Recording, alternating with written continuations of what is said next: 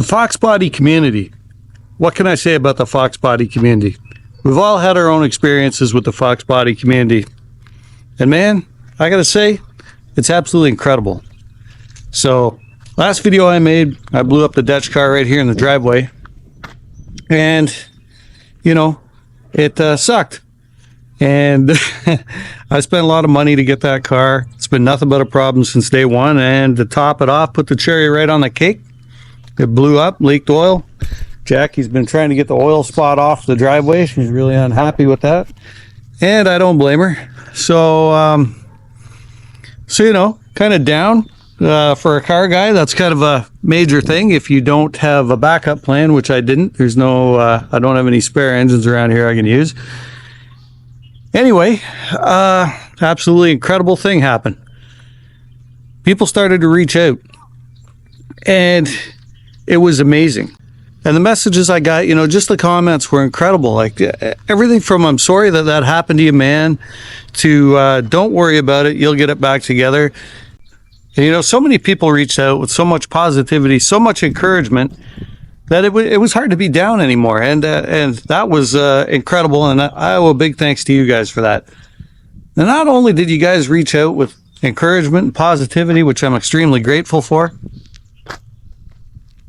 a number of people reached out with help, options, motors, ideas, and it blew me away. It blew me away when I started getting offers of help and offers of possible engines that I could use to put this Dech car back together. So one guy in particular, local to me, reached out. So Terry, the guy that reached out to me, he said, "Sorry to hear about your engine, man." He goes, "But I may have some viable options for you." And he said, "That's a car that needs to go back together." And he had this guy. You're probably saying to yourself, "Steve, what the heck is that? That's an old rusty short block." Well, that's what it looks like. That's what it is. But this was a gift. And by gift, I mean, this is a 1988 short block with 132,000 kilometers on it. It's never been rebuilt. That's the way I like them. I've had no luck with rebuilt transmissions, rebuilt motors, and I've seen so many bad rebuilt motors. Unless you know the person that's doing it, and I mean really know the person. I'm not just talking by reputation. I mean, you've had work done by them in the past and whatnot. I don't know. I've had no luck that way. On the other hand, these factory motors, I beat the heck out of. I bought these things with over 200,000 kilometers on them. I put nitrous on them, superchargers, sometimes nitrous and superchargers together, and these things have been tough as nails. So when this gentleman reached out to me with this engine out of his personal car, 132,000 kilometers, he says it doesn't smoke, doesn't burn oil. All it had was some leaks. The rear main seal was leaking, the oil pan was leaking, things like that. As you can see, luckily it's set up for a supercharger. But this was a gift. So he only charged me a couple $100 for this. And that's absolutely amazing. That's going to get us back on the road. Now this gentleman, he didn't want to be on camera. He didn't want anything like that.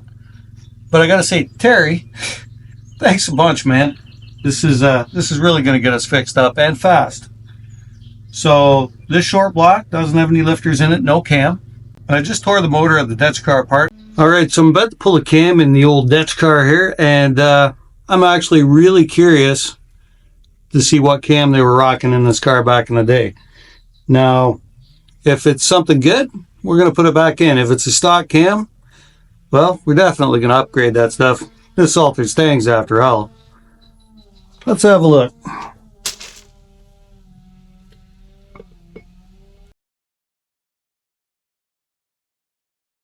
I think something might have hit the cam.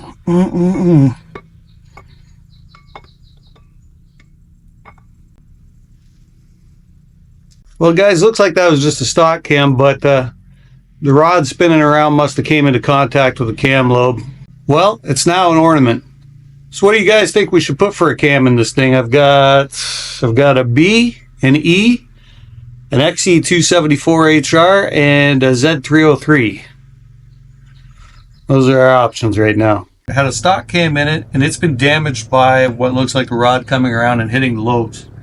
So in my stockpile here, I've got a B, an E, an XE274, and Terry, who set us up with this engine, sold me Ford Motorsport Z303 Camzilla. So now we have stock valve relief, so we can't run Camzilla.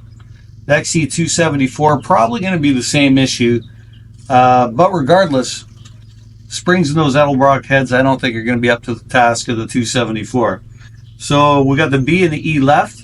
Now I love the sound of the B303, but I really want to save it for Swamp Thing. I really want to, as you know, we're trying to go faster and faster with Swamp Thing. It's a stock motor, but when I step it up, I really want to go with the B cam. So that leaves us with the E cam.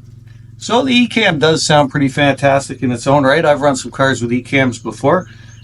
I've had a really great engine combination, as a matter of fact, with an E cam. It actually worked really, really well. It was surprising. So that's where we're at. So we're going to have to blow all this out. We're going to chase all the threads, blow them all out, make sure there's no oil and stuff in here. We'll put a new set of lifters in it, our E cam. Going to have to get those Edelbrock Performer heads checked out, slap them back on, then hopefully we'll get this thing back in the car. So the frame rails in this car need some attention. They're not bad to the point you can't drive on the car. They're just not pretty. Unfortunately, if I take the time to do that now, this car is going to be on the back burner. This probably is going to go into Project Car Hell into a corner of the shop here, and I'll forget about it this summer, and I'll be doing stuff with the other cars. I can't have that. It'll drive me crazy. I have to get this car to Motor City Fox Fest. I really want to take it there. That's about a 5-hour drive for me to get it down to Michigan. So that means this has got to go in, and I've got to make sure the rest of this car works all right from this point forward. So that's where we're at with the Dutch car stuff.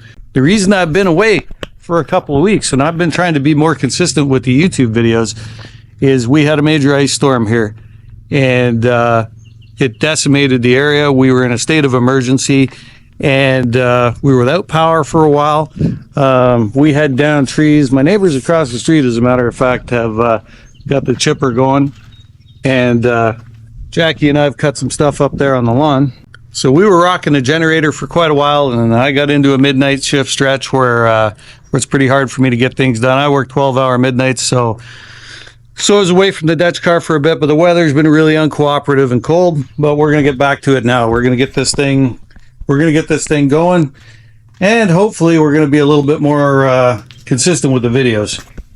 Love the fact that that's got the factory forged pistons in it. You know, they're super tough, and that's really great. So Terry, once again, big thumbs up to you. Thank you. Can't thank you enough. That's what's been going on here. Little update on the Dutch car. And hopefully we'll be back to making more consistent videos every week, assuming no more natural disasters anyway. Well, thanks for watching.